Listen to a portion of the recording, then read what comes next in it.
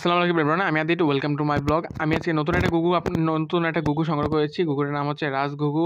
এই ঘুঘুটা দেখতে অসাধারণ। এই ঘুঘুর কালার হচ্ছে লাল, লাল গলার কাছে কালো বর্ণের মালা, এবং এ যখন ডাকে অস্থির লাগে। এই ঘুঘুর বিশেষত্ব হচ্ছে তার সাইজ এবং তার ডাক। ডায়মন্ড ঘুঘু যেমন লেজ ছুড়ে ডাকে, এটা তেমন হালকা গলা নাড়িয়ে এবং ব্যাঙের মতো কুহু কুহু করে ডাকে।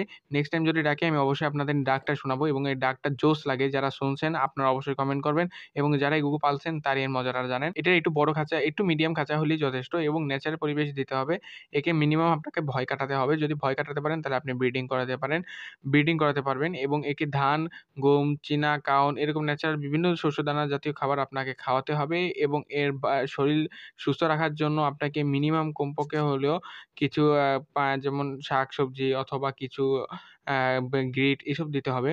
এই ঘুঘু পাখির বিশেষত মজাদার হচ্ছে, যখন আপনার পাখিকে ডিম পাড়াবেন অথবা ডিমে দিবেন বা ব্রিড করাবেন, তখন আপনি বাসা বানিয়ে এবং লতাপাতা ছড়িয়ে দিবেন। দেখবেন ওই লতাপাতা নিয়ে ওরা কি সুন্দর করে বাসা বানাবে। এবং এরা রোদে থাকতে খুব পছন্দ করে, তো এদের অবশ্যই রোদটা খুব প্রয়োজনীয় এবং দেখতে খুব সুন্দর লাগে।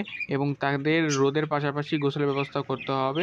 তো নেক্সট টাইম অবশ্যই আমি এই ঘুঘু পাখিটার কাছ থেকে ব্রিড করাতে পারি কিনা বা ব্রিডিং কিছু করানো যায় কিনা, অবশ্যই আপনাদের সেটা নিয়ে পরবর্তীতে ভিডিওতে দেখাবো। ততক্ষণ